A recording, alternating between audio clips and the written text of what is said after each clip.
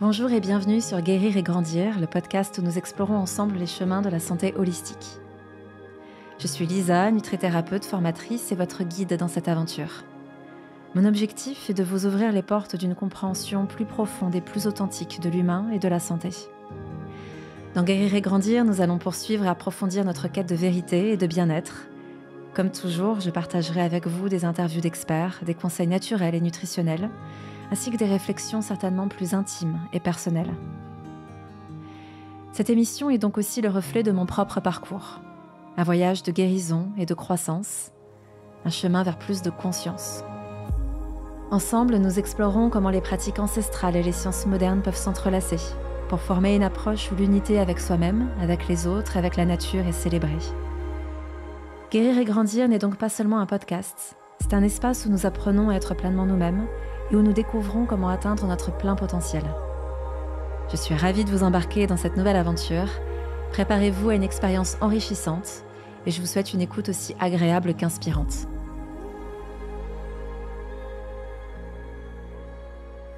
J'ai la joie de te retrouver dans cet épisode de Guérir et Grandir pour te parler de neuroatypie. Si j'ai envie de t'en parler, c'est parce que j'ai découvert ce terme il y a un petit peu plus d'1 an lors d'une séance avec ma coach et ça m'a permis d'éclairer ma lanterne, de comprendre comment est-ce que je fonctionnais et surtout, quand j'en ai parlé sur les réseaux sociaux, je me suis rendu compte que beaucoup de personnes étaient concernées, beaucoup de personnes à différents degrés se reconnaissaient et ça pouvait être extrêmement aidant de comprendre que on n'a pas forcément un mode de fonctionnement comme tout le monde et c'est pour moi quelque chose qui peut vraiment être très bénéfique, que ce soit dans notre manière de travailler, de créer, d'interagir avec les autres pour à la fois mieux se connaître et être aussi mieux compris par notre entourage.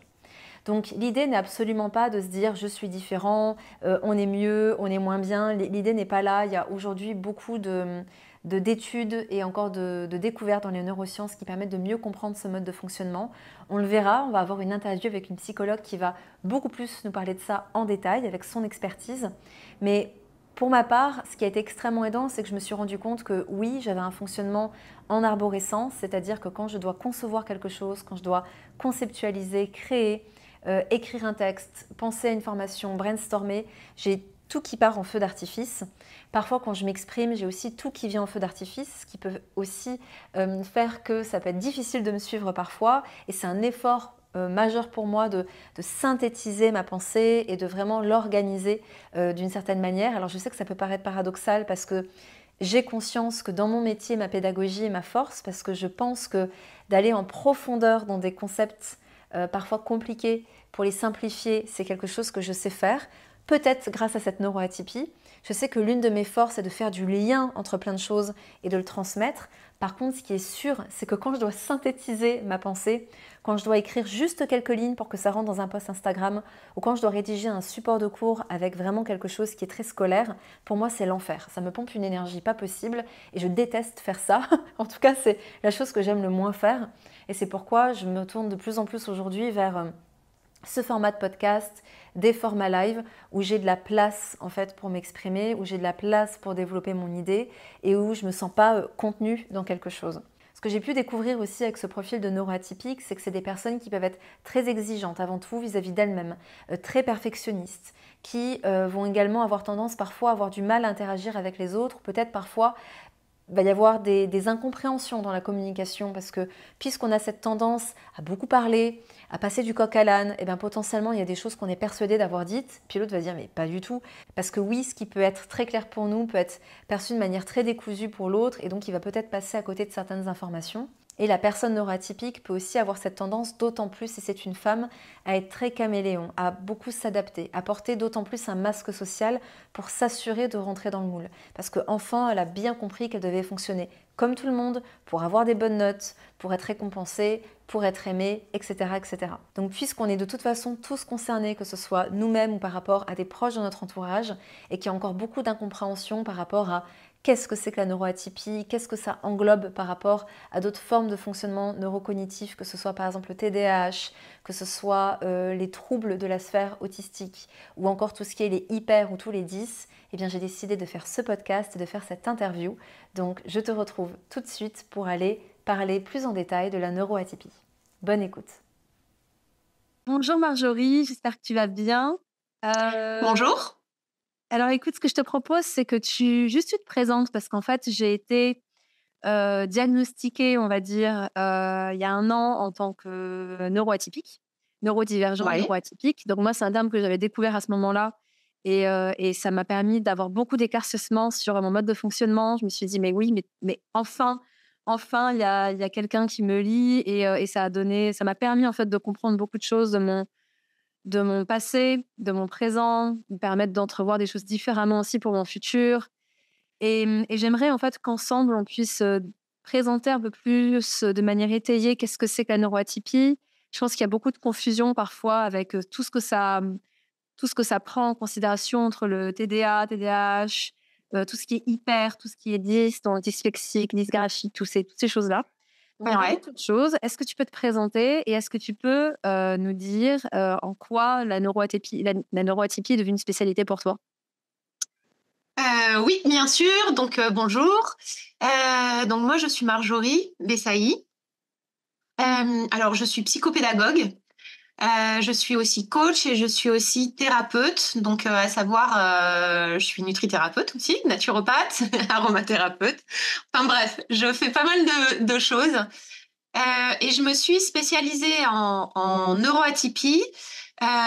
Pourquoi? Je pense parce que je suis moi-même neuroatypique, donc je suis autiste. J'ai un TDAH, je suis ce qu'on appelle HPI, à haut potentiel, et que j'ai un enfant donc qui a 7 ans, que j'élève seule, et qui lui aussi est autiste et a un TDAH. Donc je pense que c'est pour ça que je me suis spécialisée. Et puis c'est vrai que c'est vraiment un sujet qui me passionne. Les autistes ont des intérêts spécifiques et moi, mon intérêt spécifique, c'est vraiment tout ce qui touche aux neuroatypies, donc aux neuroatypies et à la parentalité, puisque je suis aussi psychopédagogue et que j'accompagne les parents, toujours pareil, d'enfants neuroatypiques. Voilà, en quelques mots. Bon, j'aurais envie de développer, mais voilà. Oui, En oui, donc quelques en mots, fait, ouais. en effet, c'est à la fois ton quotidien, ta vie de femme, Oui, ta vie de mère, qui fait complètement. que voilà, ça t'a permis de déjà comprendre toi comment tu fonctionnais, comment fonctionnait ton enfant. Donc, c'est vrai qu'on parle souvent d'autisme. Aujourd'hui, on parle beaucoup de traits du spectre, Ouais. autistique, donc ce serait ça et en fait, à différents degrés, on aurait, voilà, des traits autistiques selon où on se situe. Par exemple, j'ai un cousin qui a été, Ouais. diagnostiqué autiste quand il était tout jeune, donc aujourd'hui il a 25 ans. Mais, Mhm. mais voilà, c'est impossible pour lui d'avoir une vie sociale normale. Il est dans des espaces, des environnements qui sont spécialisés, etc. Mais en Mhm. effet, je rencontre aussi beaucoup de personnes dites autistes avec qui bah voilà, j'interagis complètement Oui, normalement, mais qui ont dans cette sphère un degré en fait oui, plus ou moins élevé. Donc ce serait ça. oui, tout Ok. à fait. L'autisme, c'est un spectre, en fait. Et en fait, maintenant, alors ça a beaucoup évolué, hein, tout comme toutes les neuroatypies. Donc, je pense qu'on va parler de ce que sont les neuroatypies, mais ça a beaucoup évolué et ça évolue beaucoup. Et le TSA, donc trouble du spectre autistique, en fait, on va le classifier selon les besoins. Donc on dit qu'il y a niveau 1, niveau 2, niveau 3, et ça va être plutôt en termes de besoins de soutien, que ce soit soutien matériel ou soutien humain, etc. Mais on est autiste ou on ne l'est pas, en fait. Hmm. Voilà. D'accord, très bien. Mm. Merci pour la précision. Ouais. Et alors, c'est quoi la neuroatypie? C'est quoi ce terme de neurodivergent, neuroatypique? Apparemment, dans les chiffres que j'ai pu trouver, ce serait quand même 15% de la population qui serait concernée. Mais Ouais. voilà, tu as certainement d'autres valeurs, tu as certainement plein de choses à Ouais. me dire. Donc voilà, c'est quoi ce truc? Alors, neuroatypique, alors il faut savoir que ce terme, il a été au début inventé par la population autiste. Donc en fait, à la base, les neuroatypiques, ce sont les personnes qui sont autistes. Et ça s'est ensuite, on l'a élargi en fait à toutes les personnes qui ont un fonctionnement cognitif différent de la norme. En fait, c'est une façon différente cognitivement parlant, neurologiquement parlant, c'est être différent de la norme. Alors, ça comprend donc du coup les neuroatypies, ça va comprendre les personnes qui sont à haut potentiel, qu'on a aussi appelé surdoués, qu'on appelait surdoués, etc. Donc tous ces termes, en fait, ils ont énormément évolué, ils changent tout le temps. Les termes, enfin, c'est assez compliqué de s'y retrouver. Donc, il y a la haute potentialité, tu as le TDAH, donc trouble du déficit de l'attention avec ou sans hyperactivité. Tu as donc les troubles du spectre autistique. Donc, tout ça, ça fait partie, le TDAH et TSA, des troubles du neurodéveloppement. Puisque ça, on va le retrouver aussi. Tu as aussi les troubles 10. On parle beaucoup d'hypersensibilité. Est-ce que c'est une neuroatypie? Est-ce que ça n'en est pas une? Il n'y a pas de consensus à ce sujet. Donc, généralement, quand on parle des neuroatypies, le consensus, il est fait de façon scientifique. Donc, en fait, généralement, la définition, ça va être d'un point de vue scientifique. Tu as aussi le syndrome de Gilles de la Tourette. En fait, il y a beaucoup de troubles du neurodéveloppement. Il y en a beaucoup plus que ce dont on parle, mais la plupart du temps, on parle du TSA, du TDAH et du haut potentiel. C'est ce qu'on va retrouver le plus souvent. D'accord, ok. Voilà. Et donc il y a tout ça qui est dedans. C'est vrai qu'en effet, donc il y avait ces 10, donc dyslexie, dysgraphie, dyspraxie. Juste pour préciser, parce que je pense qu'il y a peut-être certaines personnes pour qui les diminutifs parlent pas trop, mais l'hyperactivité, l'hypersensibilité, le côté surdoué, HPI, mais qui est un terme qui a énormément évolué exactement comme tu le dis. Et puis, ce que j'ai pu constater, moi en fait, c'est ça qui m'a aussi amenée sur cette piste. En fait, c'est ma thérapeute qui est venue sur cette piste quand je lui racontais comment je fonctionnais. C'était ce côté penser en arborescence, c'est-à-dire que je vais être sur quelque chose, je vais tirer la pelote, ça va m'amener 2 choses différentes, 3 choses différentes, 4 choses différentes. Et en fait, ma to-do list se transforme. C'est même pas une to-do list, mais c'est quand je suis dans un travail de recherche, quand je suis dans un travail parce que je me forme ou parce que je m'intéresse à quelque chose. Et ben en fait, c'est comme un onglet d'une page. Tu vois, ça boum, ça s'ouvre, ça s'ouvre, ça s'ouvre, ça s'ouvre. Et même ma manière de conceptualiser les choses, j'utilise beaucoup les mind maps. Je suis gauchère en plus, donc il y avait vraiment ce truc-là. Et ce côté qui peut à la fois être très organisé, très désorganisé, c'est-à-dire que parfois c'est à travers le chaos que je vais chercher en fait toute ma créativité, que je réorganise les idées ensemble. Et en même temps, la pensée linéaire m'est extrêmement difficile. Par exemple, quand ce diagnostic est posé, a été posé, je me souviens, j'avais fait une story en disant mais en fait je comprends maintenant pourquoi quand je fais des supports de cours ça me pompe une énergie pas possible, parce que pour moi de devoir synthétiser quelque chose en petit A, petit B, petit C, de devoir pareil pour un post Instagram rassembler mes idées en quelques mots, c'est hyper challengeant parce que ça part dans tous les sens et ça demande à être canalisé. Puis après, c'est vrai qu'en discutant avec d'autres personnes, je me suis rendu compte qu'il y en avait beaucoup qui, en fait, avaient beaucoup d'angoisse, plus en lien avec plus d'angoisse sociale, plus d'angoisse aussi avec parler pour rien, tu vois, tous les sujets où tu survoles un peu les choses. Moi, ça ne me crée pas des angoisses, mais c'est vrai que c'est un truc où j'ai une aversion totale par rapport à ce genre de choses. Je m'ennuie vite, bon bref. Donc, c'est ça qui est intéressant aussi, c'est que je trouve que ça peut donner du sens à des choses qui ne sont pas de l'ordre de HPI ou hyperactivité ou hypersensibilité qui peuvent être extrêmement handicapants, ou des choses genre l'agoraphobie, ce genre de choses, mais sur des moyens de fonctionner, c'est vraiment venu éclairer ma lanterne. Donc, je ne sais pas si par rapport à ce que j'ai dit, il y a d'autres choses que tu connais dans les traits, dans les symptômes, le mot n'est pas super bien choisi, mais dans les caractéristiques. On parle de symptômes, hein. On parle de symptômes. Ouais, on parle de symptômes. Malade. Je vous jure qu'on n'est pas malade. Alors, en fait, si tu veux, c'est pas une maladie, ce sont pas des maladies. Alors, ce sont des handicaps au sens où, en fait, alors, ce sont des handicaps, là, je parle pas du tout de HPI. Il faut vraiment faire la différence entre le HPI et les troubles neurodéveloppementaux comme le TDAH et le TSA, donc ceux dont on va parler le plus souvent. Parce qu'en fait, le HPI en lui-même, donc ça fait vraiment... Il y a beaucoup d'études qui sont faites, qui ont été faites là-dessus. Le HPI, c'est quelque chose qui est plutôt protecteur. C'est-à-dire que les gens qui sont au potentiel vont plutôt mieux s'en sortir. C'est pas ce qu'on a vu beaucoup, à savoir qu'une personne qui est HPI, elle va avoir... elle se sent pas bien dans sa peau, elle est angoissée, elle a des problématiques de communication, etc. Si vraiment il y a des problématiques comme ça, il faut aller consulter pour voir ce que c'est. C'est pas le HPI qui fait ça. C'est soit qu'il y a des troubles associés. Alors généralement, quand on a des troubles du neurodéveloppement, il y a énormément de troubles associés, ce qu'on appelle des comorbidités. Et c'est peut-être parce que il y a un TDAH ou qu'il y a un TSA, mais c'est pas le HPI qui va faire qu'on se sent mal dans sa vie. Donc ça, c'est vraiment important de le savoir parce qu'il y a beaucoup de personnes qui passent à côté d'un diagnostic d'autre chose parce qu'ils pensent que c'est pas par rapport au HPI qu'ils ont des problématiques. Alors que le HPI, c'est plutôt protecteur. Il y a énormément de nouvelles études qui sont venues là-dessus. Ensuite, par rapport à ce que tu m'as dit, et tu vois, donc, alors, ça, c'est un des symptômes, justement, le fait de perdre complètement le fil de là où on en était. Donc, c'est extrêmement compliqué. Voilà. La même. Alors, Ouais. attends, juste pour te remettre dans le contexte, c'était par rapport notamment à tout ce qui est, pour moi, la pensée en Oui. arborescence, le fait Alors, d'être ouais. désorganisé, organisé, Oui. tu vois, le côté là. Toi, on t'a dit un petit peu à quoi ça correspondait, tout ça? Alors, moi, on m'a pas forcément expliqué, c'est-à-dire à quoi ça correspondait. On m'a juste dit: «OK, pensée en arborescence, organisé, désorganisé».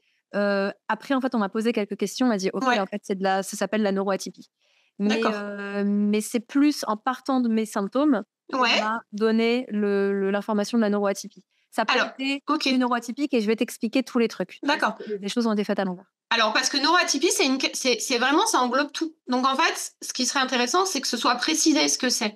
Là, moi, quand tu me parles, alors, il faut savoir que la pensée en arborescence, la pensée, ce terme-là, il vient d'une psychologue française qui s'appelle Jeanne Siofachin, qui a inventé aussi le terme zèbre. Mais la pensée en arborescence, ça a été un peu, on va dire, entre guillemets, galvaudé, à savoir que tout le monde a une pensée en arborescence. Maintenant, chez les personnes neuroatypiques, ce qui va être vraiment différent, c'est l'intensité et la vitesse de traitement. C'est-à-dire que personne n'a juste une pensée linéaire, c'est-à-dire qu'il pense à un truc et qui déroule sa pensée comme ça, généralement tout le monde, même les neurotypiques, donc par opposition à neuroatypiques, vont avoir plein de pensées. Enfin, une pensée va emmener autre chose.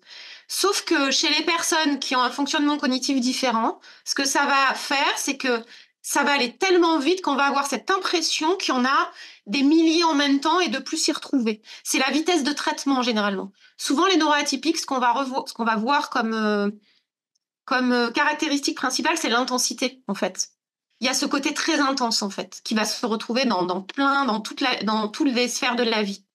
Après, là, dans ce que tu me dis, tu vois, du mal à s'organiser, le fait d'avoir tout ce flot de pensée incessant. Alors ça peut être une grosse problématique d'avoir l'impression que son cerveau ne s'arrête jamais et d'être fatigué, en fait, hein, de pas arriver à s'endormir, ce genre de choses.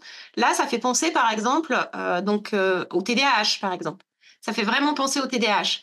Le HPI, ça va être, ça va, il n'y a pas nécessairement toutes ces choses comme ça. Vraiment, en fait, l'idée, c'est quand on a des problématiques liées à son fonctionnement, c'est vraiment d'aller voir s'il n'y a pas des troubles du neurodéveloppement. D'aller appuyer les premières choses qu'on nous a dites pour voir vraiment ce que c'est. Parce qu'en fait, il y a des différences. Que ce soit par exemple avec le TDAH ou le TSA, ce sont tous les deux des troubles du neurodéveloppement, mais il va y avoir vraiment des différences. Et pourquoi c'est important? Parce que les stratégies qu'on va mettre en place vont être différentes et ne vont pas être les mêmes. Alors ça, je trouve que c'est vraiment important de le dire, parce que dans la littérature, dans ce qu'on voit dans des bouquins, dans des articles, etc., on voit souvent les mêmes stratégies, des sortes d'espèces de listes. Alors, quand tu as un enfant TDAH, tu vas faire ci, ça, ça, ça. Quand toi, tu es même TDAH, tu vas faire ci, ça, ça, ça. En fait, on est tous différents et tous différentes dans nos neuroatypies. Donc, c'est vraiment important d'avoir des prises en charge personnalisées. D'accord. Parce que en gros, je veux dire, si on résume, Ouais, on peut, à partir du moment neuroatypique, ça veut dire qu'on a forcément un système neurologique et un fonctionnement, donc même au niveau cérébral, qui est différent. ouais, Et donc, on va se retrouver avec, dans ce panel-là, soit du TDAH, soit de l'hypersensibilité, soit de la DIS, etc., etc. Soit voilà, tout ce qui est trouble du spectre autistique, ou pas. Et en fait, on peut avoir soit toutes les coches ou juste l'une d'entre elles. Et l'idée, c'est d'aller en fait se faire accompagner et comprendre notre fonctionnement individuel selon les coches qu'on a. Mais tout ça Oui. rentre dans la neuroatypie, on est d'accord? En fait, tout ça, ça rentre dans la c'est ce qui fait ce qu'on appelle des neuroatypies ou des neurodivergences. En fait, il y a plusieurs termes, hein, neurodivergence, neuroatypie. Ça, on va dire que c'est le terme générique qui correspond à un fonctionnement cognitif différent de la norme. Très bien. Alors, c'est en ça d'ailleurs que c'est compliqué, puisqu'en fait, la norme, qu'est-ce que c'est que la norme, en fait? Mais voilà, on va dire, alors, ouais, il y a une norme. Mais c'est vrai, il y a une norme. Et quand on fonctionne différemment, ben voilà, c'est un fonctionnement neuroatypique. OK. Et après, il y en a différents. Il y a différentes neuroatypies. Ouais, c'est ça. Alors, Mm. quelles sont les différentes formes de neuroatypie? Alors, Ouais. juste pour préciser, pour que ce soit très clair pour les gens, est-ce que les Mm. différentes formes de neuroatypie, c'est ce qu'on vient de dire? Tu as le titre neuroatypie et puis sous-titre Ouais. 10, hyper, Oui. etc., etc. Ou est-ce que dans le titre, il y a différents types? Non, non, non, non, c'est vraiment voilà, ce dont on a parlé, Très c'est-à-dire bien. tu vas avoir. Alors, il y en a plusieurs, hein, mais celle dont on parle principalement, qu'on recherche d'ailleurs le plus souvent, c'est vraiment le TDAH, le TSA, les troubles 10. Mais en fait, les neuroatypies, après, les fonctionnements cognitifs différents, il y en a plusieurs. Hein. Tu peux avoir, par exemple, tout ce qui touche, par exemple, la santé mentale, les maladies mentales, en fait qui sont des fonctionnements neurologiques différents aussi. Mmh. Mmh. Donc vraiment, si tu veux, tous ces termes, en fait, c'est pas des termes qui sont très anciens et c'est des termes qui évoluent avec les personnes qui sont touchées. Comme je l'ai dit, tu vois, tout à l'heure, en neuroatypique, à la base, c'est vraiment la population, les groupes de personnes autistes qui ont créé ce terme. Et ensuite, ça s'est étendu. Mais vraiment, si on parle, par exemple, la neurodiversité, parce que ça, on l'entend aussi, je pense que tu as déjà dû l'entendre, la neurodiversité, ça inclut les personnes qui ont un fonctionnement normal, un fonctionnement typique, les neurotypiques. Puisqu'en fait, c'est la diversité des fonctionnements neurologiques. Donc, c'est tous les fonctionnements neurologiques. Après, neuroatypie, c'est vraiment ceux qui sont différents de la norme. D'accord, OK. Alors, quels sont peut-être les conseils, alors peut-être basés sur des exemples que tu as pu vivre, ou alors les conseils que tu pourrais donner aux personnes qui se reconnaissent? C'est-à-dire, peut-être déjà là, est-ce qu'il y a quelques critères qui peuvent mettre Mmh. nos auditeurs sur la piste de tiens, est-ce que je suis neurotypique, mais avec voilà, une forme de différence? Mmh. Qu'est-ce qui fait que je franchis d'une certaine manière, que je passe du groupe neurotypique à Ouais. neuroatypique? Qu'est-ce qui peut nous permettre de reconnaître ça? Et puis après, dans un second temps, on pourra peut-être voir comment on vit avec ça au quotidien et comment est-ce qu'on peut en Ouais. tirer une force plutôt que voir Oui. que la faiblesse, quoi. Alors, moi, ce que je pense qui est important là, et que ce soit en tant que parent qu'en tant qu'adulte, c'est de se faire confiance déjà. Généralement, on le voit. La plupart des gens, quand ils en parlent, ils savent qu'ils fonctionnent différemment, ils le voient. Il y a vraiment ce côté, je me sens différente. Et c'est pas. Alors, je sais, il y a plein de gens qui disent, oui, tout le monde est différent, c'est un effet de mode. C'est pas vrai du tout, en fait. On le sent vraiment quand on fonctionne différemment. On le voit dans son quotidien. On le voit parce que au bout d'un moment, bah, il y a des conséquences. Soit on se sent rejeté, soit on est seul. Il y a beaucoup de choses comme ça, hein, vraiment.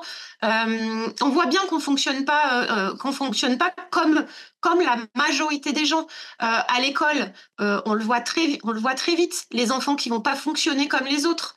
Alors ça peut être de façon, par exemple pour le HPI, d'avoir de très très bons résultats, mais tous les HPI n'ont pas de très bons résultats. En tout cas, on voit que on fonctionne différemment. Généralement, moi, je trouve que c'est ça, en fait, qui met un peu la puce à l'oreille. Alors, après, il y a le traitement des informations qui sont différentes aussi. Il y a des gens qui vont avoir plus de ce qu'on appelle l'hypersensibilité. Moi, j'aime plutôt utiliser le terme d'hypersensorialité. Donc là, on va vraiment parler des 5 sens.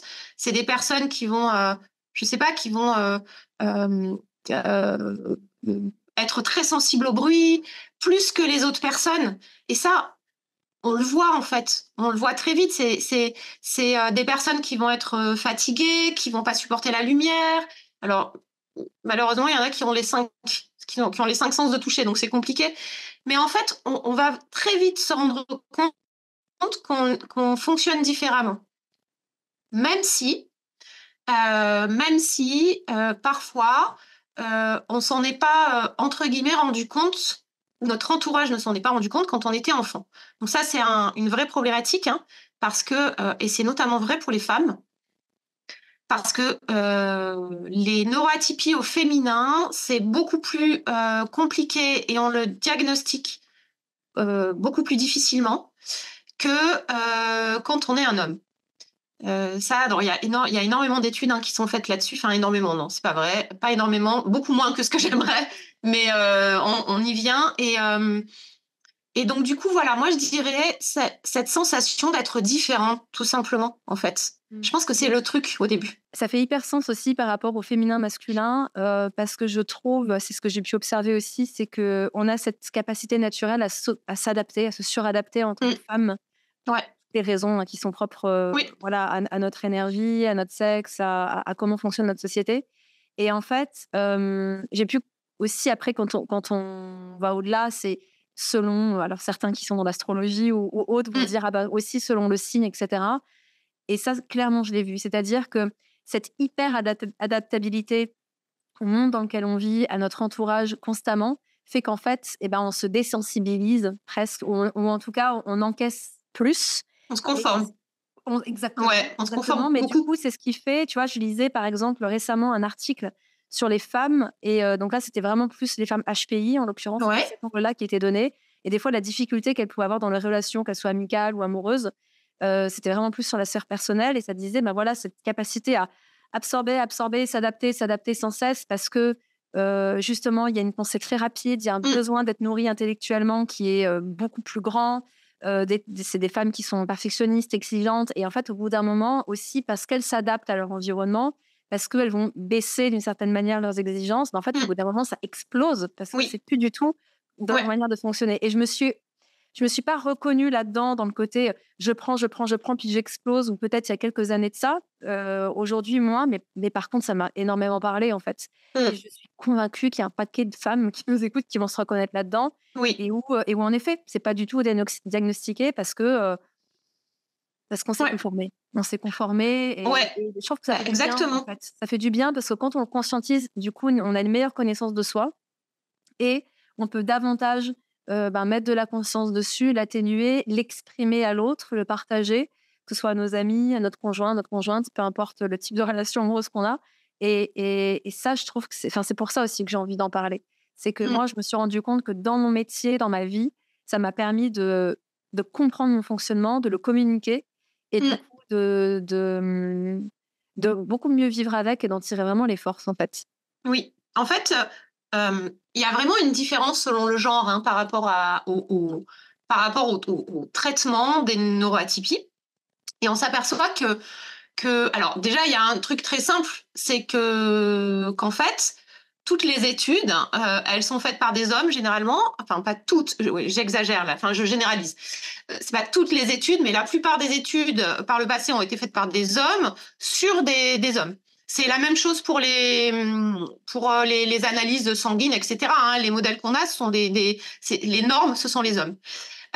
Du coup, c'est pour ça que les neuroatypies au féminin sont beaucoup moins connues. Et en plus, il y a l'impact aussi du genre. C'est-à-dire que quand on est fille, eh bien, on est vraiment, on se conforme beaucoup plus parce que, par exemple, dans le cadre du TDAH, clairement, les symptômes sont souvent différents parce qu'une petite fille, on va lui demander de ne pas faire de bruit, d'être calme, d'être tranquille, etc. Donc du coup, ça ne veut pas dire que ces symptômes ne sont pas là, c'est juste qu'en fait, elle les a réfrénés, elle les a camouflés, etc. Et en fait, ce qui se passe, c'est que, alors ce que j'observe moi avec les personnes que j'accompagne et dans ce que j'ai lu, etc., c'est que souvent, il y a un âge assez charnière et une situation assez charnière, c'est 40 ans à peu près, vers 40 ans. C'est-à-dire une personne qui s'est camouflée toute sa vie, vers 40 ans, c'est plus possible en fait. C'est-à-dire que je sais pas si on a un quota en fait, moi j'appelle ça de la suradaptation. Souvent on voit écrit adaptation, mais pour moi c'est de la suradaptation. Et si tu veux, il y a aussi le fait souvent quand on a des enfants aussi. Et il y a vraiment ces caps-là où c'est plus possible. Il y a ça, et généralement, d'ailleurs, ces femmes, souvent, elles font des burn-out parce qu'en fait, elles n'en peuvent plus. Elles n'en peuvent plus et c'est leur prise de conscience.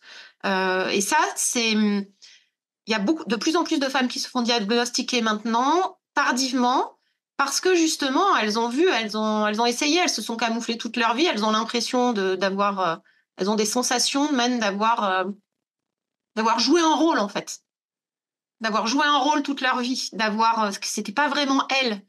Parce qu'il y a ce qu'on appelle le masking, en fait. Porter un masque, le masking, qui entre en jeu. Donc, le masking, c'est quelque chose de relativement normal dans les relations sociales. Enfin, normal, c'est-à-dire dans le sens où on a besoin, on a besoin dans certaines situations de entre guillemets, jouer un rôle, c'est-à-dire voilà, on va pas être avec son pote comme on va être dans une relation professionnelle. Mais poussé à l'outrance quand on est neuroatypique, on va avoir tendance à avoir un masking. Le masking, c'est surtout pour le TSA dont on en parle tout le temps. Et on arrive à plus pouvoir à un moment donné. C'est plus possible. Et là, on explose. Ouais, alors merci d'en parler parce qu'en effet, c'est quelque chose où, dans les petites recherches que j'ai pu faire, c'était souvent ce qui ressortait aussi, cette capacité complètement inconsciente, parce que c'est un programme de l'enfance, en fait, hein, comme tu le dis très justement, qui fait que on va porter un masque social qui va faire que parce qu'on est dans cette suradaptation et parce qu'en fait, on a envie de pouvoir connecter avec les autres, on va s'adapter, mais c'est ce qui fait qu'on est dans ce personnage. Et tu vois, la question qui me vient, c'est comment est-ce qu'on peut conscientiser ça? Comment est-ce qu'on peut se libérer de ça? En fait, je trouve que c'est hyper délicat de se dire en quoi, là, il y a un masque qui s'active. Comment est-ce qu'on peut l'observer? Quel type de masque ça peut être? Tu vois, je ne sais pas si tu as des informations à nous donner là-dessus ou pas. Tu as du genre, oui, on observe souvent que la personne va prendre ce comportement-là, tu vois, par exemple. Et puis, comment en sortir? Comment être plus en capacité d'être soi en toutes circonstances? Alors, c'est compliqué de répondre parce qu'en fait, c'est différent quand même selon les personnes. Un des premiers conseils, c'est vraiment de consulter, en fait. De consulter quand on a un doute. Maintenant, il y a énormément d'informations. Donc vraiment, quand on sent qu'on perd pied, qu'on n'y arrive plus, consulter. Alors, généralement, ce sont des médecins pour faire les diagnostics. Alors, les diagnostics, c'est pour les troubles du neurodéveloppement. C'est pas pour le HPI. Le HPI, ce sont des tests de QI, mais les tests de QI, pour moi, ça veut pas tout dire, puisque, enfin voilà, ce sont des échelles très normatives, etc. Mais c'est généralement chez des psychologues et des neuropsys. Le diagnostic des troubles du neurodéveloppement, TDAH, TSA, ce sont des diagnostics médicaux et cliniques, c'est-à-dire qu'on va se baser sur des symptômes. Mais en fait, vraiment, pour les personnes qui nous écoutent, quand vous sentez qu'il y a quelque chose qui va pas, quand vous sentez que ça va pas, quoi, que vous fonctionnez pas bien. Alors, il y a des symptômes physiques, souvent. Il peut y avoir le sommeil, il peut y avoir l'alimentation, il peut y avoir après tous les symptômes psychologiques, l'anxiété, un mal-être, il peut y avoir des burn-out, etc. Mais vraiment d'aller consulter et d'en parler. De s'informer par soi-même aussi, je pense que c'est important. Parce que malheureusement, en France, on accuse beaucoup de retard par rapport à tout ce qui a trait aux neuroatypies, et notamment les neuroatypies au féminin. Donc, j'espère que ça va changer. Je pense que ça va changer parce qu'il y a de plus en plus de médecins qui sont vraiment bien spécialisés. Mais donc voilà, vraiment, dans un premier temps, s'informer. Le souci, c'est que souvent, on nous fait un peu douter autour de nous. On nous fait douter parce qu'il y a des personnes qui disent mais non, tout le monde est comme ça, etc. Mais voilà, et essayer d'aller rechercher de l'info, en parler autour de soi, des personnes de confiance. Dans un premier temps, vraiment ça. Je pense, vraiment. Et concernant, tu vois, ce que tu disais par rapport les choses qui peuvent montrer qu'il y a quelque chose qui ne va pas, au-delà de ce que j'ai dit précédemment sur la pensée en arborescence, etc. Tu parlais du sommeil, donc voilà, j'imagine insomnie, difficulté à s'endormir, le vélo qui tourne, etc. Tu parlais de la nutrition, qu'est-ce que ça pourrait être? Alors, par exemple, alors là, on va aller du côté des troubles associés, donc des comorbidités. Donc, les comorbidités, ce sont vraiment les troubles que l'on rencontre très souvent quand il y a du TDAH, quand il y a un TSA, etc. Par exemple, l'alimentation, ça peut être des TCA. Donc troubles du comportement alimentaire. Il faut voir qu'il y a énormément de personnes, notamment des femmes, qui ont des troubles du comportement alimentaire, qui ont un TDAH. En fait, alors ça ne veut pas dire que quand on a un DTCA, on a nécessairement un TDAH et vice-versa, mais ce sont des troubles qui se rencontrent très souvent. Il y a l'anxiété aussi. L'anxiété, donc par exemple le trouble anxieux généralisé. Alors, juste un petit aparté, quand il y a un diagnostic qui est fait, pendant le diagnostic de ces troubles-là, des troubles du neurodéveloppement, il y a vraiment un diagnostic qui est différentiel, c'est-à-dire qu'on va d'abord aller chercher si, par exemple, il n'y a pas un trouble anxieux généralisé, avant d'aller voir s'il y a d'autres troubles. Mais les troubles peuvent cohabiter. Pareil avec le HPI. Oui, pardon, vas-y. Alors, est-ce que tu peux nous dire, c'est quoi un trouble justement anxieux généralisé? Comment ça se manifeste? De l'anxiété, pour une anxiété, pas des petites anxiétés, mais vraiment qui est extrêmement présente, avec une intensité vraiment très, très, très importante. D'accord. Voilà. Mais on peut avoir ça et un TDAH, par exemple. Ça se retrouve très souvent. Donc, les TCA, ça se retrouve très souvent. Chez les hommes, ça va beaucoup être des troubles de l'addiction. Il va y avoir beaucoup d'addictions, plutôt dans le TDAH, moins dans le TSA. Il y a vraiment des choses assez précises. Une personne qui est au potentiel, c'est pas parce qu'elle va être au potentiel qu'elle va avoir, par exemple, des problématiques de dépression ou de troubles anxieux, mais ça peut être des troubles associés. Mais le HPI va pas spécifiquement donner ça. Donc c'est ça qui est quand même différent avec les troubles du neurodéveloppement. Donc il peut y avoir des dépressions. Il peut y avoir... alors, quelque chose... il faut savoir que les femmes, elles sont souvent diagnostiquées dépressives, borderline aussi. Donc, je ne sais pas si... voilà, c'est un terme qui est... On ne parle pas énormément en France du trouble borderline, mais ça, il y a énormément de diagnostics de troubles borderline pour les femmes à la place d'un TDAH. Il y a aussi le trouble... comment ça s'appelle? Mince, j'ai oublié le terme. La bipolarité. Donc, on peut confondre aussi la bipolarité avec le TDAH. D'ailleurs, quand on fait un diagnostic de TDAH, le ou la praticienne va aller voir si c'est pas d'abord de la bipolarité. Il y a vraiment... Le diagnostic, il est vraiment important, en fait.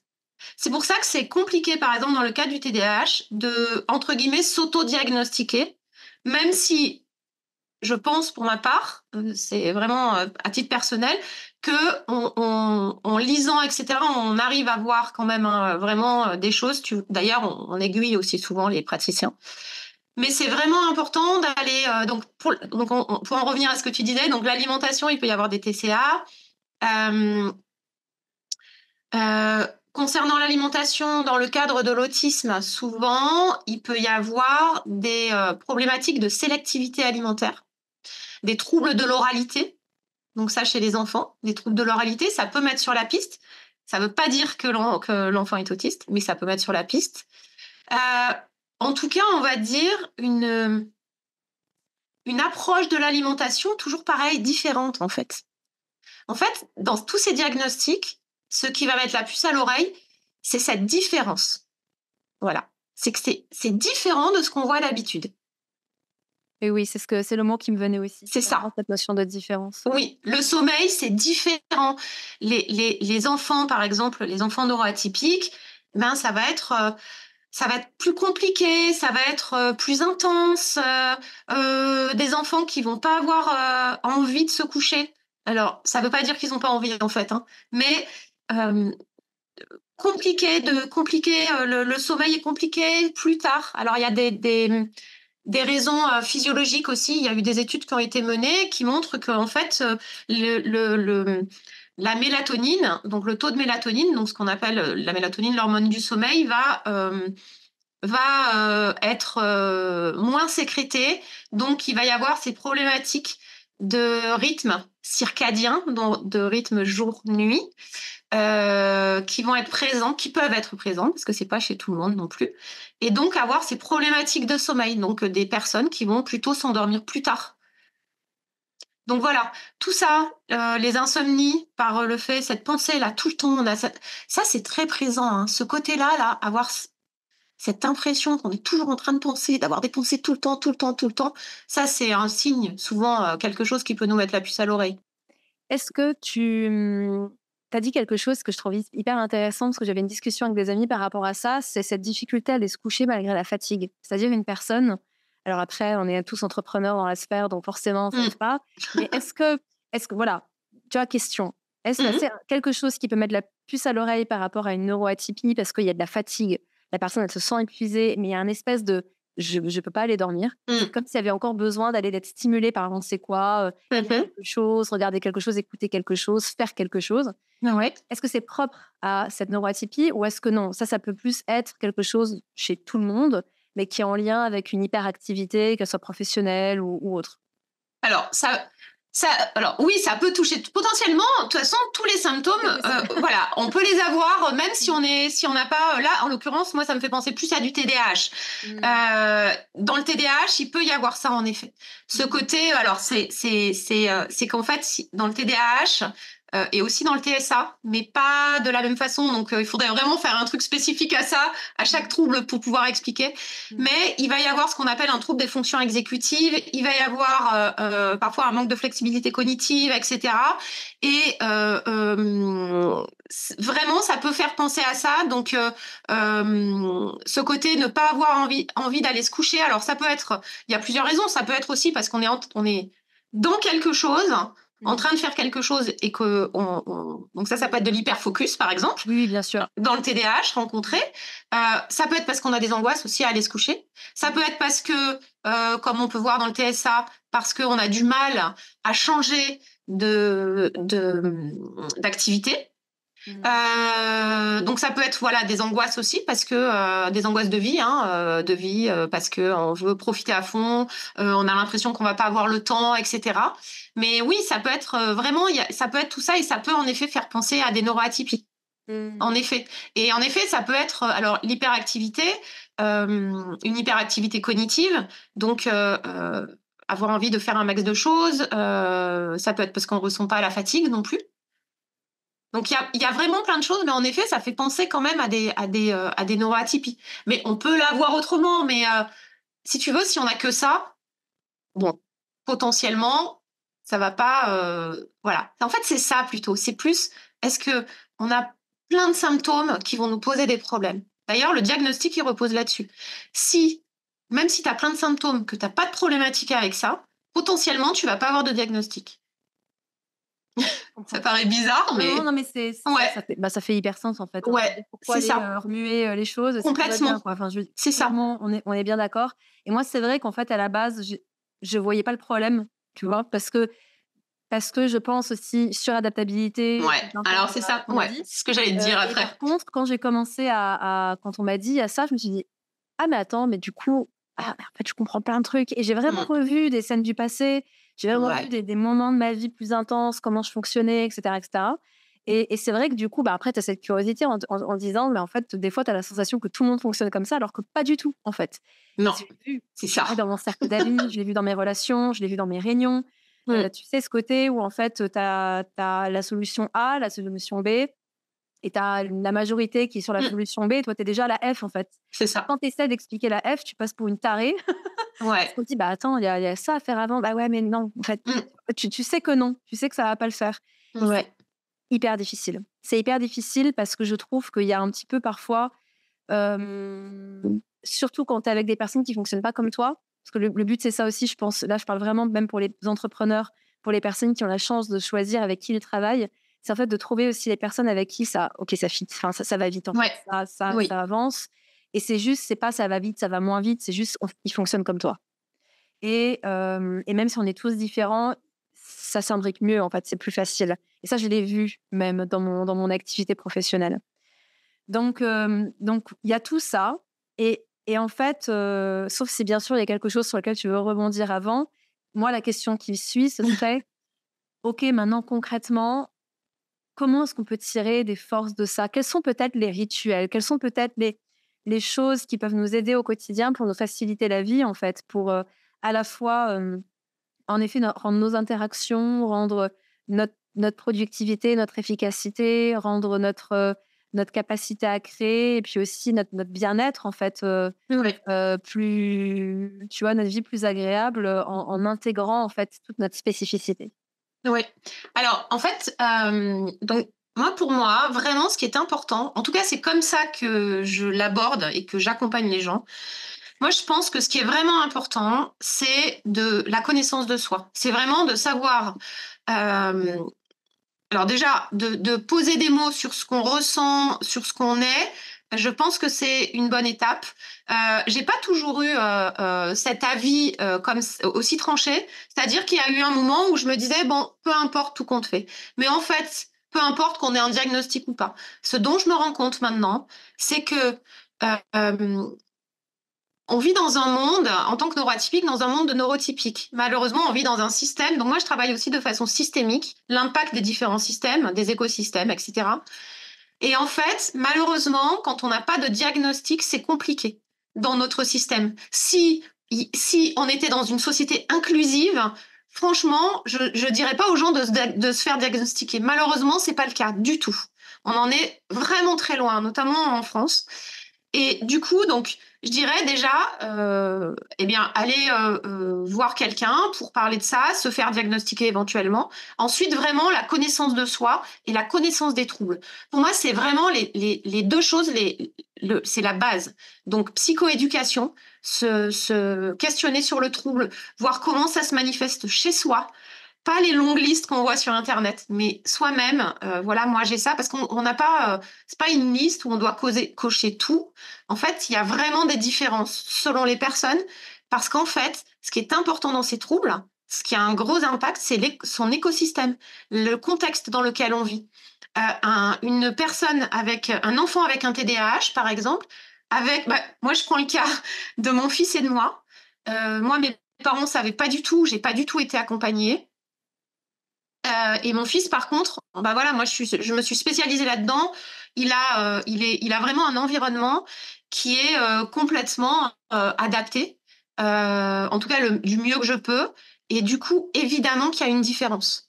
Et il va pas avoir les mêmes besoins qu'un enfant qui va pas du tout être dans ce cas-là. Donc, il va pas à l'école, etc. Il est en instruction en famille. Donc voilà, il n'y a pas les mêmes symptômes, en fait. Ça, c'est vraiment important pour moi. C'est vraiment la base, la connaissance de soi, la psychoéducation. Et pas comme je le vois. Donc ça, c'est mon avis. Hein. Pas comme je le vois très, très, très souvent. Mettre en place tout de suite des outils. Alors pour moi, je les appelle les outils pansements. Parce qu'en fait, c'est mettre un pansement sur une jambe cassée. C'est vraiment... ça explose à un moment donné. Si je prends le cas des entrepreneurs et entrepreneuses, comme nous, si on recherche tout de suite la productivité, etc., donc d'autant plus qu'on est dans un monde où c'est ce qui est recherché en premier lieu, en fait, on court au burn-out. Vraiment. Et je pense que vraiment ça, il faut vraiment être vigilant avec ça. Et donc en fait, si on va rechercher en premier lieu, parce que je vois énormément de programmes basés sur ça, comment faire pour ne plus procrastiner en 21 jours, comment faire pour s'organiser, etc. Dès le début, hein, je pense que c'est intéressant après. En fait, pour moi, c'est vraiment aller à l'épuisement. Parce qu'en fait, tous ces programmes, par exemple, ces accompagnements, ils sont basés sur une norme, la norme des neurotypiques. Et vraiment, s'il y a un truc à retenir, c'est que on peut pas faire entrer un rond dans un carré. Si t'es neurotypique toute ta vie, tu deviendras pas neuroatypique. Si t'es neuroatypique, pardon, tu vas pas devenir neurotypique. C'est impossible. C'est pas possible. Tu vas pouvoir aménager des choses, tu vas pouvoir te conformer à un certain niveau, t'adapter, mais dès que tu passes dans la suradaptation, c'est à mon sens catastrophique.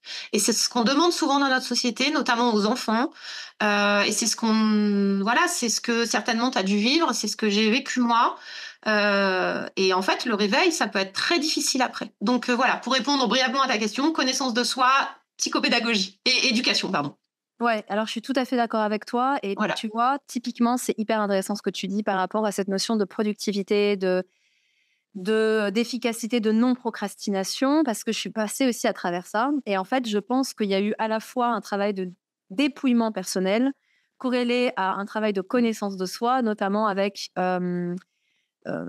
ces différents accompagnements que j'ai pu faire, où à la fois il y avait des choses qui étaient plus spirituelles, plus énergétiques, plus de l'ordre du dépouillement, comme j'aime l'appeler, que en parallèle, un travail vraiment avec une psy. Et si tu veux, ça a été génial parce que ce sont des choses qui sont arrivées un peu au même moment dans ma vie. Et en gros, si tu veux, par rapport à cette notion de procrastination, déjà, j'ai vraiment capté que la temporalité des choses est parfaite. Ça, c'est plus une expérience purement mystique que j'ai vécue, où j'ai vécu à mes 37 ans une expérience assez dingue, où j'ai vécu un rebirth. Et dans ce rebirth, je me suis vue projeter des choses, des informations qui venaient. Et en gros, ce qui m'a été montré, c'est tout est parfait et la temporalité est parfaite. Donc, j'étais vraiment plongée dans une espèce de plan divin où je voyais que ce qui n'avait pas été fait jusque-là, c'était normal. Et que, en l'occurrence, je me souviens que ce jour-là, c'était une semaine avant une rencontre avec mes élèves. Et je culpabilisais énormément parce que je me disais, mais quand même, j'ai toujours pas fait le discours que j'ai envie de leur faire. J'ai toujours même pas réfléchi à qu'est-ce que je vais leur raconter ce jour-là. Enfin, à un moment donné, je veux dire, on y va, quoi, Lisa. C'est 7 jours quand même. Et en fait, non, parce que justement, ça m'a montré que j'avais besoin de vivre cette expérience pour être en capacité de savoir qu'est-ce que j'allais leur raconter ce jour-là. Et si j'avais préparé le discours un mois avant, j'aurais dû tout transformer, en fait, parce que cette expérience m'a changé. Et en gros, parallèlement à ça, si tu veux, ça m'a... Il y a quelque chose qui a changé en moi depuis. Euh, c'est difficile de l'expliquer parce qu'encore une fois, ça vient en arborescence, mais c'est, dans un premier temps, comme tu le dis très bien, si on commence tout de suite à essayer de gagner en productivité, gagner en efficacité, gagner en organisation, on va dans le mur, mais c'est sûr, si on n'a pas été déjà connecté à cette notion d'état de flow et au fait que oui, organiser, oui, planifier, oui, poser des intentions, oui, avoir une vision, c'est hyper important, mais à ça doit s'ajouter une forme de flexibilité corrélée à notre fonctionnement interne et à notre capacité à nous sentir. Moi, typiquement, par exemple, la semaine dernière, j'avais prévu d'enregistrer 2 podcasts en solo. Je ne l'ai pas fait. Je l'avais prévu, mais en fait, j'ai commencé à être portée par d'autres choses. Dans ma créativité, il y a d'autres choses qui sont apparues, il y a d'autres priorités qui sont apparues. Et je sentais que ce n'est pas mon moment. Je me suis dit, c'est pas grave, je le décale. Et c'est pas que je le supprime, mais c'est juste je le décale parce que maintenant, je me connais et je respecte cet état de flow. Et je pense qu'il y a et c'est clairement la grosse, grosse, grosse difficulté dans notre monde. Tu vois, il y a un très bon exemple par rapport à ça, c'est les femmes et leur cycle. Quand tu es quand tu as tes lunes, quand tu es du jour 1 au jour 5 de ton cycle, clairement, c'est pas là que c'est le bon moment d'aller faire un business plan, d'aller penser à ta compta et d'aller soulever des montagnes. Par contre, tu vas faire ça une semaine après, tu vas avoir l'énergie d'un warrior. Et en fait, en plus de cette notion cyclique qu'on a nous les femmes, je trouve qu'il y a aussi cette notion cyclique par rapport à notre énergie, notre état de flow. Et pour ma part, de comprendre comment je fonctionne. Et c'est un rapport en plus avec les neuroatypies. Je suis pas étonnée. Et en gros, si tu veux, je trouve que d'apprendre à se connaître, d'apprendre à voir comment on fonctionne, de se dire, OK, là, en fait, je lâche. Je sais qu'aujourd'hui, la to-do que je m'étais mis, ça va juste pas le faire. Et par contre, je sais, parce que je me connais, que dans mon énergie, à un moment donné, ça va revenir. Et là où je me reconnais aussi dans la neuroatypie, c'est que moi, j'ai le portail intergalactique de la créativité qui arrive à 22h45. Tu vois. Et d'un coup, quand je passe ce portail, là, je peux être inarrêtable et c'est ce qui peut faire que je me couche plus tard. Mais tu vois, pendant des années, je me suis conformée. Se coucher tôt, se lever tôt, le cycle circadien, etc., etc. Et j'apprends aussi à voir tous les endroits dans ma vie où je me suis suradaptée et à trouver cette voie du milieu entre me laisser complètement aller, ce qui peut des fois aller dans des extrêmes parce que du coup, tu dors plus, tu es dans une insomnie parce que tu es dans de l'hyper-créativité à minuit. À un moment donné, ça fonctionne plus. Mais d'essayer quand même de lâcher tu vois, de lâcher l'hyper-contrôle et de se laisser vivre, en fait. Et c'est hyper challengeant et c'est pour ça qu'en fait, je pense, en tout cas, moi, j'ai pas la solution parfaite aujourd'hui parce qu'en effet, on a une société on est conformé de A à Z, il y a des horaires, il y a des horaires de travail, il y a des horaires pour l'école des gamins, etc. Et en même temps, c'est juste peut-être mettre de la conscience là-dessus pour parfois sortir de cette culpabilité de dingue, de se dire, je suis pas efficace comme je voudrais. Je suis pas productive comme je voudrais. Je suis pas dans l'accueil émotionnel à chaque instant. Parce que non, en fait, à un moment donné, on pète un câble parce que on essaie de mettre des ronds dans des carrés, comme tu le dis. Ouais. Et tu vois, je suis tout à fait d'accord. C'est se connaître, s'observer, voir qu'est-ce qui fonctionne pour nous ou pas.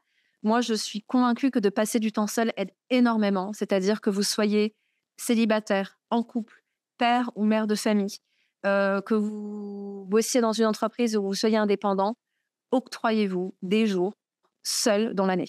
Pour moi, c'est juste fondamental et je trouve que ça m'a fait un bien de dingue parce que c'est des moments où je retrouve en fait mon rythme. C'est des moments où j'ai le temps d'écrire, j'ai le temps d'observer, j'ai le temps de poser les choses. Et à chaque fois que je rentre de ces moments que j'ai passés en solo, il y a quelque chose qui change dans ma vie. Et avant même, je me fais targeter à fond sur Instagram. Procrastination, TDAH, machin bidule. Et en fait, non, je vois bien, ça sert à rien parce que le problème, il n'est pas là, en fait. Et pour moi, il y a un sens à la procrastination où là, on pourrait aussi ajouter le côté, puisqu'on parle de ça, le côté, est-ce que ce que tu es censé faire, c'est vraiment quelque chose qui résonne encore aujourd'hui pour toi? Donc, podcast procrastination pour une autre fois, mais il y a plein de choses qui pourraient expliquer ça au-delà de cette neuroatypie. Mais ouais, ça me parle énormément. Souvent, les personnes neuroatypiques, elles sont vraiment bloquées dans leur mental. En fait, elles mentalisent énormément. D'autant plus, par exemple, les personnes autistes qui, elles, ont appris, en fait, alors ça, on s'en rend pas compte, hein, mais par exemple, les enfants qui ont un trouble du spectre autistique, en fait, ils vont apprendre des situations en les regardant et ils vont se faire comme une sorte de je sais pas comment dire, de catalogue dans la tête. Donc, dans telle situation, je fais ça, je fais ça, je fais ça. Et donc, tout est mentalisé, en fait. Tout. Mais en général, les personnes neuroatypiques, elles passent beaucoup de temps dans leur tête. Et vraiment, moi, ce que je conseille, c'est de redescendre, d'avoir une activité qui permette de redescendre dans son corps, d'avoir conscience de son corps. Ça, c'est ultra important. Et d'ailleurs, ça fait beaucoup de bien. Donc, ça peut être du sport. D'autant plus que le sport, une activité physique. D'autant plus que ça va avoir un impact, par exemple, pour le TDAH, sur la dopamine. Donc, on parle beaucoup de la dopamine, qui n'est pas la seule incriminée dans le TDAH. On n'a pas parlé des causes de ces différents troubles, mais donc ça va avoir un impact. C'est vraiment important, en fait. On se rend compte que, généralement, quand on a ces activités comme ça, de retour au corps, quelles qu'elles soient, donc, par contre, ne faites pas des activités qui ne vous plaisent pas. Ça sert à rien. Vous forcez pas parce que vous avez vu que, je sais pas, je dis le yoga comme ça, mais c'est super. Peut-être que vous, ça va pas vous plaire et peut-être que vous, ça va être le pilate ou ça va être la course à pied. Enfin, j'en sais rien, mais ou que ça va être la poterie ou le truc comme ça. Mais vraiment, c'est important d'avoir une activité de retour au corps, d'avoir ces sensations. Moi, c'est généralement ce que je fais en séance beaucoup. Je fais redescendre les gens pour qu'ils ressentent dans leur corps ce que ça leur fait, telle ou telle situation. Sinon, c'est des personnes qui sont bloquées dans leur tête et ça fatigue en plus. Donc, il y a une grande fatigabilité de ces troubles. Ça, c'est pas... tu vois, tu parlais là, que tu disais que j'ai pas fait les 2 podcasts que je voulais faire. Et il y a un truc aussi, c'est quand on apprend à se connaître, on apprend aussi, donc en tant qu'entrepreneuse, à voir... à prendre conscience qu'en fait, on fonctionne différemment et que ça peut apporter de la fatigue. La fatigue, elle est extrêmement sous-estimée dans les troubles du neurodéveloppement, dans les neuroatypies. Par exemple, moi, je sais que je ne peux pas faire plus de 2 rendez-vous par jour. Donc, il faut que je trouve... alors, ça peut avoir des conséquences financières, du coup, donc c'est pas à prendre à la légère. Il faut vraiment voir comment on peut fonctionner. Donc, cela dit, moi, j'ai la chance d'être entrepreneuse. Il y a des gens qui sont salariés. Ça peut être beaucoup plus compliqué de pouvoir s'économiser, etc. Mais bon, voilà, ça pourrait prendre des heures de parler de tout ça. Mais voilà, redescendre dans son corps, bien se connaître, prendre son temps. Ouais, ce genre de choses. Ça me parle et tu vois, pour ma part, dans ce qui m'aide énormément et je le vois aussi, c'est que tu parlais de descendre dans le corps et je suis convaincue de ça pour tout le monde de manière générale, Oui, d'autant plus dans le cas de neuroatypie. Et je vois tellement la différence sur moi, c'est-à-dire que j'ai commencé à intégrer assez intuitivement plein de choses différentes, que ce soit du kintsugi, que ce soit de la poterie, ou c'est pas quelque chose que je fais de manière hebdomadaire, mais une fois tous les 2 mois, je me fais un atelier parce que d'un coup, j'ai envie de faire ça.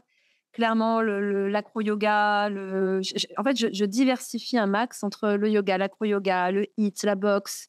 En fait, j'ai besoin de diversité, en fait, parce que c'est vrai qu'on peut vite s'ennuyer et la notion de plaisir est ultra importante. C'est-à-dire, je vais vraiment dans les choses qui m'apportent du plaisir. Et c'est pourquoi aussi j'essaie de choisir des activités qui sont flexibles pour moi. Parce que dans mon fonctionnement, je peux être en mode autiste, à me dire: «Je m'enferme 10 jours dans ma grotte et je bosse juste sur un projet pro parce que je suis dedans. Une fois que je suis dedans, bah, c'est là, en fait, que j'ai la pelote qui se déroule», tu vois? Cette idée m'emmène à une autre et c'est comme ça que j'ai conçu Idji Nutri, où j'ai été prise là-dedans et j'ai besoin de mettre toute mon énergie, tout mon intellect sur ce truc pour tirer le meilleur, en fait. Mais par contre, quand je sors de la soupape, donc déjà, je faisais du sport tous les jours, ça, c'était nécessaire, mais je me rends vraiment compte de la différence au niveau de mon énergie, de mon sommeil, de mon bien-être, de ma créativité, que de redescendre dans le corps, de faire des pratiques. Moi, je médite beaucoup en dansant, en fait. Ouais. La méditation en bougeant, pour moi, ça m'aide énormément. Et je suis convaincue qu'en tant que femme, ça fait d'autant plus sens aussi. Mais je varie le max d'activités et en fait, de me lâcher la grappe sur bah non, là, en fait, j'ai pas envie de faire ça. C'est ce rituel à faire tous les jours. C'est 20 minutes assis sur un coussin. C'est mon cours de yoga toutes les semaines. Non, en fait, je préfère m'acheter une carte de 20 leçons que je peux faire quand je veux, dans telle classe, dans telle chose, dans tel bidule, et j'adapte selon mon ressenti et mon besoin du moment. Mais par contre, je sais que quoi qu'il arrive, du mouvement, il y en aura. Que du moment pour rigoler, pour aller mater un film, pour aller voir les copains, il y aura. Qu'un moment purement créatif, soit de peinture, soit d'aquarelle, soit de poterie, soit il y aura. Parce que c'est ça, en fait, qui me fait du bien. Et ça m'a apporté beaucoup d'équilibre. Et c'est ça, en fait, tout à l'heure aussi, ce sur quoi je voulais rebondir, c'est que tu vas me dire ce que tu en penses, mais moi, j'ai l'impression aussi que ce trouble-là, chez moi, c'est hyper aggravé, notamment par rapport à des symptômes TDAH. Ce sont hyper aggravés avec cet objet.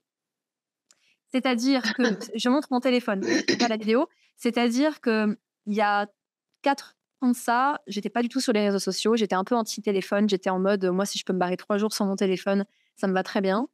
Et en fait, j'avais vraiment une aversion pour les réseaux sociaux, ce genre de choses. Et je me suis lancée parce qu'il y a eu cette mission. Genre, pour démocratiser, bah, va falloir te lancer.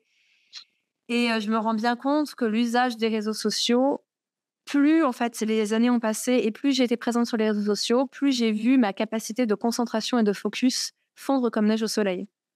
Et ça, c'est vraiment quelque chose que j'ai pu constater. Et je pense que, au-delà de tout symptôme, en tant qu'humain, on est tous concernés par ça. Et pour ma part, ce qui m'a aidée, du coup, je le partage ici, c'est que j'ai fait des plages très strictes, en fait, maintenant, à la fois sur me dire j'ai 90 minutes, 120 minutes max de travail intensif et quoi qu'il arrive, au bout de ces 2 heures, je me lève, je sors, je vais me boire un thé, je vais faire 10 pompes, je vais mettre sur mon trampoline, enfin, je fais autre chose. Et je me crée des créneaux autant que possible, même si c'est un créneau qui est à 22 heures, parce que c'est des moments où je me couche très tard ou autre, mais j'ai ce créneau en mode c'est là que je suis sur le téléphone et j'ai vraiment une minuterie. Parce que de faire ça de manière, il y a un espace pour VS, je prends mon téléphone quand je veux, je me laisse embarquer. Clairement, ça a été un game changer sur mon niveau d'énergie, ma santé vraiment cérébrale, dans le sens cognitive, par rapport à la mémorisation, la concentration, le focus, et par rapport à mon sommeil également. Je ne sais pas si toi, tu as pu voir ça aussi. Alors, en fait, donc si tu as un profil TDAH, si tu veux, on va dire les outils technologiques, parce que ça dépend vraiment. Quand on dit les écrans, c'est pas assez précis parce que tous les écrans n'ont pas le même impact. Ce qu'il y a, c'est que quand tu vas regarder quand tu vas scroller sur ton téléphone, selon ce que tu regardes, ça va faire augmenter ton taux de dopamine. Donc, c'est pour ça, en fait, qu'on dit que, il y a des études qui sont en cours là-dessus. Ce serait aussi pour ça qu'en fait, les personnes donc avec TDAH seraient autant intéressées par ces outils technologiques, parce que ça va vite, etc. D'autre part, alors, oui, en effet, Je pense que ça dépend des personnes. C'est-à-dire, il y a des gens qui vont vraiment être gênés par ça, d'autres non. En tout cas, on voit qu'il y a une appétence pour les outils technologiques de la part des personnes neuroatypiques, notamment TDAH et TSA. Pas pour les mêmes raisons, TSA et TDAH. Mais en tout cas, là, il y a des études qui viennent juste de sortir par rapport à ça sur les enfants. Et donc, en effet, ça peut être intéressant de vraiment mettre une minuterie, comme tu dis, pour voir... Moi, je pense que c'est toujours intéressant d'avoir conscience, en fait. D'avoir la conscience de conscientiser combien de temps on passe, etc. Si comme tu l'as dit, ça te pose un problème. Il y a des personnes qui vont pas, à qui ça va pas poser de problème, et je pense que c'est des personnes peut-être qui vont pas passer leur journée dessus. Par contre, c'est clair que on se rend compte, une personne qui est TDAH, elle peut très bien prendre son téléphone et d'un coup reprendre conscience, et ça fait 3 heures qu'elle est dessus et qu'elle a regardé juste des trucs comme ça, scroller, et avec ce sentiment, cette impression de ce mal-être en fait.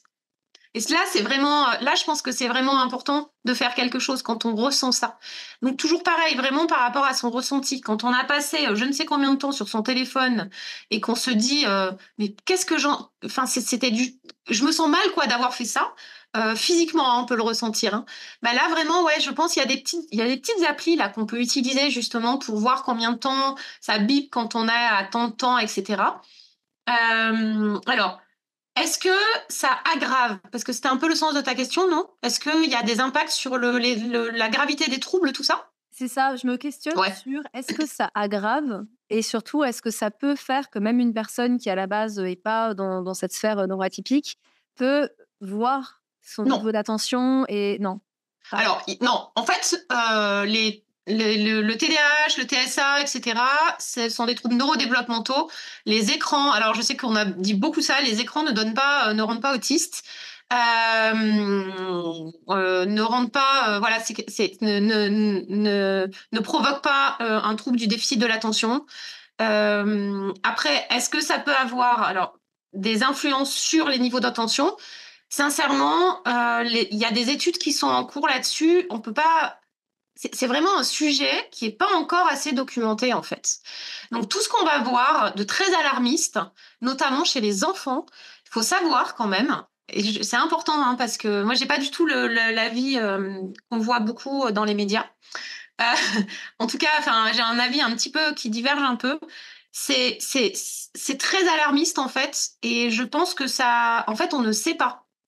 C'est-à-dire qu'on ne sait pas vraiment si c'est grave, et on ne sait pas si c'est pas grave. Enfin, on ne sait pas vraiment. Mais en tout cas, tu sais, ces titres, tous crétins, etc., en fait, c'est pas avéré. Hein. Tous les trucs... Alors, pour le coup, moi, quand il y a ce genre de choses, j'aime bien les lire. Je vais lire et je regarde les sources. En fait, c'est pas basé sur des études qui sont fiables. Déjà, quand on voit des études où il y a écrit les écrans, c'est pas fiable parce qu'en fait, une télé, c'est pas comme un téléphone, c'est pas comme une tablette, c'est pas comme un ordinateur. Ça n'a rien à voir. Les impacts ne sont pas les mêmes. En fait, ce que ça fait, c'est que ça met de la pression sur les gens et qui peuvent pas se dépatouiller avec ça parce que c'est un problème systémique, en fait. Donc, du coup, voilà, le problème, il reste là et ça n'arrange pas les choses et on n'a pas de solution réelle.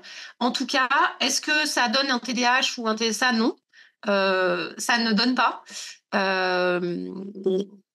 Quel est l'impact réel? On ne sait pas vraiment. Ça a certainement un impact puisqu'en fait, tout ce qu'on fait, donc tout ça, c'est l'épigénétique, hein. Tout ce qu'on fait, ça a un impact sur notre cerveau. Là, on est en train de parler, ça a un impact tout. Donc, ça a nécessairement un impact. Oui, en fait, c'est hyper intéressant parce que en t'écoutant, j'ai l'impression que ça vient révéler quelque chose qui est déjà là. Ça vient aggraver, ça vient mettre en lumière quelque chose qui est déjà présent. J'ai un ami aussi qui est très présent sur les réseaux sociaux qui me disait on m'a diagnostiqué TDAH. Oui, c'est ça. En fait, on ne sait pas. Je me dis mais évidemment, voilà. Mais c'est vrai que ça. C'est la poule et l'œuf. On ne sait pas qui de la poule ou de l'œuf. En fait, là, les dernières études, ce qu'elles tendent à montrer, c'est que, par exemple, les personnes autistes vont avoir plus d'appétence pour une tablette. Un enfant autiste, mais pourquoi? Parce qu'en fait, le monde extérieur va être plus compliqué. Donc, est-ce que c'est vraiment son fonctionnement ou est-ce que c'est parce que le monde, les communications vont être plus compliquées, donc du coup, on ne sait pas. En tout cas, ce qu'on sait, c'est que ça leur fait du bien quand même. Hein. Parce qu'il y a un intérêt aussi hein, dans les outils technologiques. Donc, et oui, après, c'est pas étonnant. C'est comme par exemple, on dit que dans la Silicon Valley, il y a énormément de personnes TSA et TDAH. Et en effet, on va voir plein de gens qui ont beaucoup de créativité, etc. Donc, mais on ne sait pas vraiment. Est-ce que c'est parce que il y a enfin, on ne sait pas quel est le début. C'est ça me rappelle, j'ai lu un article aussi où il y a une boîte française, Outils Consult, qui est une boîte de consulting en informatique, ce genre de choses. Et en fait, ils s'entourent de personnes souffrant de TSA. Tu vois, toute leur équipe, ce sont des personnes autistes ou souffrant de TSA parce qu'ils disent qu'ils sont même en capacité de voir des erreurs que des algorithmes ne voient pas. Parce qu'il y a cette prédisposition-là. Donc, oui, ça fait hyper sens. Et je pense que tout est une question, en fin de compte, de mesure. Et qu'il n'y a rien à bannir et que c'est, encore une fois... De toute façon, c'est là. Hein. Ouais, en fait, le problème, c'est qu'on va dire, il faut bannir, c'est pas bien, etc. Mais en même temps, on fait rien pour que, alors que ce serait facile, hein, si on n'en veut pas, si le système n'en voulait pas, ce serait très facile. Donc, bon, bah là, on va toucher aussi à mes autres intérêts spécifiques qui sont les luttes contre les oppressions, capitalisme, etc. Mais voilà, il y a vraiment cet impact-là, hein, de toute façon. Du coup, les outils technologiques, voilà, c'est extrêmement compliqué. Le sujet, il est compliqué parce que on sait pas vraiment. On peut faire des suppositions, mais en même temps, on va pas tous être pareils par rapport à ça. Tu vois, par exemple, je sais pas si tu joues aux jeux vidéo. Mais donc tu n'y joues pas. Moi j'y joue et j'adorais ça et je pouvais passer des heures à jouer aux jeux vidéo et toutes les personnes qui sont neuroatypiques vont pas le faire. Mais en même temps on se rend compte qu'il y a pas mal de gens qui le font et il y a eu de neuroatypiques qui adorent ça et il y a eu des études sur les jeux vidéo alors qu'on disait que c'était très nocif, des études scientifiques pour le coup. Et en fait, on s'est aperçu que ça développe énormément de choses. Il y a un seul bémol par rapport aux jeux vidéo, mais ça, on s'en douterait, c'est le sexisme, qui est très présent dans les jeux vidéo. Mais sinon, tout le reste, ça développe énormément le raisonnement, la logique, enfin, plein de choses, tu vois. L'attention, ça peut paraître paradoxal.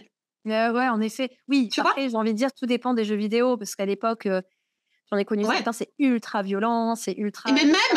Mais même, en fait, on s'est aperçu, dans ces études, ce qui ressort, c'est que c'est pas parce que c'est violent que c'est ce qu'on disait à un moment donné, qu'après les gens étaient violents. Pas du tout. Ça peut arriver, bien sûr, mais c'est pas un comment on appelle ça, un truc de cause à effet, là. Pas du tout. Moi, C'est vrai qu'en effet, j'ai cette croyance-là aussi, dans la mesure où notre cerveau fait pas la différence entre le réel et l'irréel, d'une certaine manière, sur le plan... bien sûr qu'il a conscience que c'est un écran qu'il est en train de jouer, on est d'accord, mais tu vois, qu'il y a dans l'aspect émotionnel, dans l'aspect énergétique de ce qui se joue, tu es en train de buter des gens, enfin, tu vois. Bien sûr. Et en fait, il y a cet aspect-là qui, moi, clairement... Complètement. C'est cata, enfin, certains jeux sont cata pour ça. Mais après, tu vois, je pense, quand j'étais ado, je jouais beaucoup à des jeux de stratégie, Age of Empires, pour ceux qui connaissent. Et oui, je pense que c'est presque des jeux éducatifs, parce que tu apprends vraiment à penser de manière stratégique. N'empêche qu'il y a quand même des histoires de guerre et de trucs. C'est pas aussi violent que d'autres jeux, mais... mais je comprends. Je pense qu'en effet, en réalité, de toute façon, on est dans un monde qui change à vitesse grand V. Là, on en est vraiment... Aujourd'hui, les articles, c'est même plus une question d'écran, c'est on devient des artistes sans âme parce que c'est l'IA qui pense tout à notre place. Mais est-ce que c'est vrai? Voilà, et en fait, exactement. Et en fait, si tu veux, c'est ça, c'est l'idée, c'est de se dire, de toute façon, on est dans un environnement qui est celui qu'il est. Il y a 20 ans de ça, c'était, tu n'as pas privé ton gamin du McDo, c'est toujours le cas aujourd'hui, mais disons que c'était la problématique majeure. Tu n'as pas privé ton gamin d'un McDo, de toute façon, tôt ou tard, il va y aller, donc c'est une question de mesure. Et c'est vrai que je trouve hyper intéressant de se dire, on est dans un contexte hyper connecté, avec plein de genres d'écrans différents. C'est ce dans quoi baignent nos enfants, les nouvelles générations. Et comment est-ce qu'on peut en tirer profit? Comment est-ce qu'on peut aussi se protéger des dérives autour de ça? Et comment, nous, en tant qu'humains, on peut mettre un peu plus de lumière sur le fait que on n'a pas juste un mode de fonctionnement. Aujourd'hui, pour moi, en fait, on a tous étaient toujours différents, mais aujourd'hui, on commence à mettre des étiquettes et à mieux comprendre à travers ces étiquettes qui, bien sûr, peuvent être limitées, mais quand même à comprendre, à dire ah bah moi, je fonctionne plus comme ça, et ça nous donne des clés en fait. Oui, tout à Donc, fait. je trouve en effet très intéressant de se dire, bah, dans le contexte de vie que moi j'ai, et chacun peut parler pour soi, comment Ouais, est-ce que je fonctionne et comment je peux adapter ça. Le but étant juste d'être plus apaisé, d'être plus heureux, de plus se lâcher la grappe, de plus se dire, de plus se connaître en fait. tout à fait. Parce que, voilà, Ouais, on peut faire du coup des choix plus conscients aussi. oui, ouais, je suis entièrement d'accord et souvent, moi, ce que je trouve, c'est qu'il y a des gens qui vont lutter pour des choses où, en fait, on ne peut pas lutter. On n'a pas la main sur certaines choses. L'idée, c'est d'aller travailler sur des choses sur lesquelles on a le pouvoir et c'est juste sur nous. Et par exemple, par rapport aux écrans, ils sont là. Donc, autant savoir comment on peut cohabiter, comment on peut faire pour que ça se passe au mieux.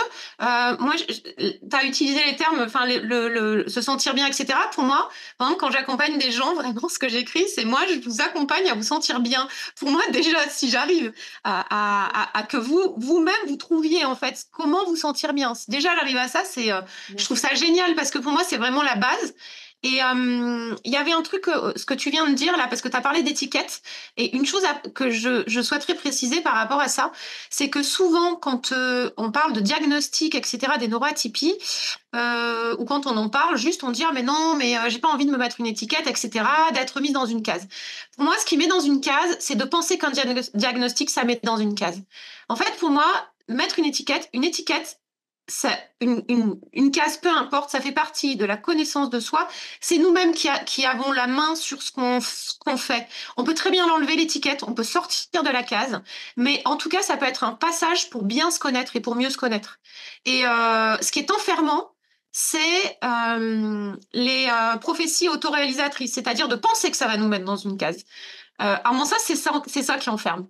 Mais personnellement, moi, au contraire, ça m'a apporté vraiment plus de connaissances. Tu vois, tout à l'heure, tu disais, du coup, quand je l'ai su, j'ai repassé un peu ma vie. Mais en effet, tu vois, tu retraces ta vie à travers ce prisme. Tu comprends des choses que tu n'avais pas vraiment vues. Et je trouve que ça, c'est intéressant. Ouais, ouais, tout à fait. Alors pour terminer, est-ce que tu as des ouvrages, des articles, des choses que tu pourrais nous partager, que je pourrais mettre en descriptif de cet épisode? Parce que voilà, pour les personnes qui peut-être Oui, découvrent ça ou qui ont envie d'aller plus loin, tout simplement, parce que je pense que si elles ont cliqué sur neuroatypie, c'est que peut-être elles disent ah tiens.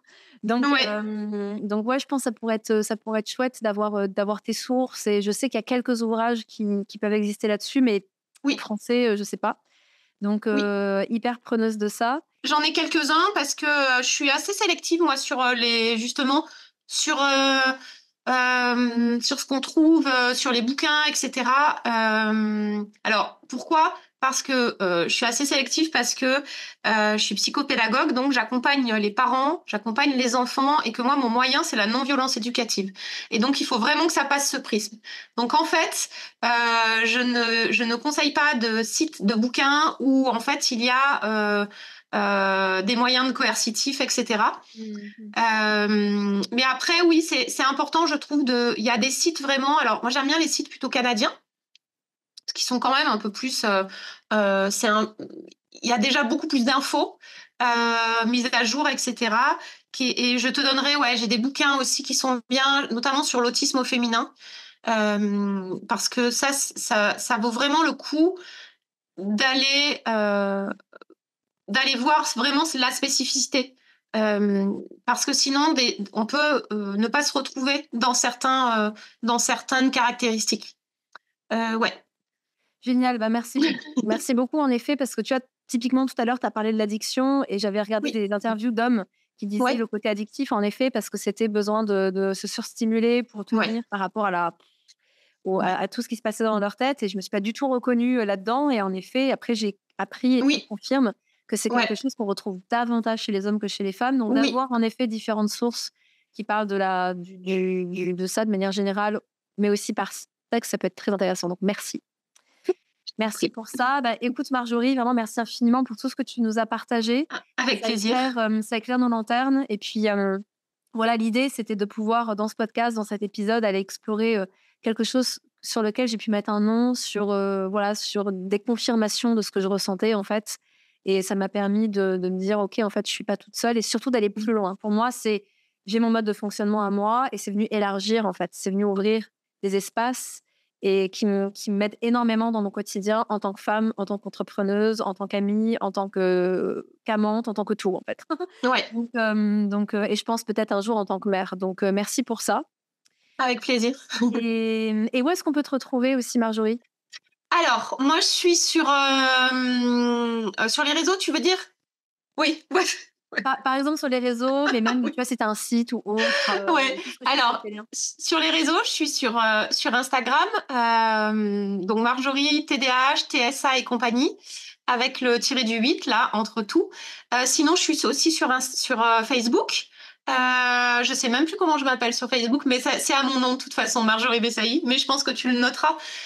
J'ai un site internet qui, pour l'instant, s'appelle encore holistiqueessentiel.com. Avec un C à ciel, qui va reprendre mon nom. Et voilà, sinon, moi, je suis basée dans le Vaucluse. Et donc, je fais un peu de présentiel, mais je fais surtout du visio. Donc, voilà, je consulte vraiment en visio partout. Génial. Voilà, je vais à Paris aussi beaucoup, très souvent. Ah, très bien. Bon, ça ouais. Ouais. Merci infiniment pour merci à toi pour l'invitation. Merci beaucoup. Et puis, tous ceux qui nous écoutent, merci pour votre attention. Pensez à mettre une note sur ce podcast ou à le commenter si vous êtes sur Spotify. Vous pouvez aussi poser vos questions directement sur Spotify. Prenez bien soin de vous comme toujours. Marjorie, prends bien soin de toi. Vous aussi, merci. Ciao. Ciao.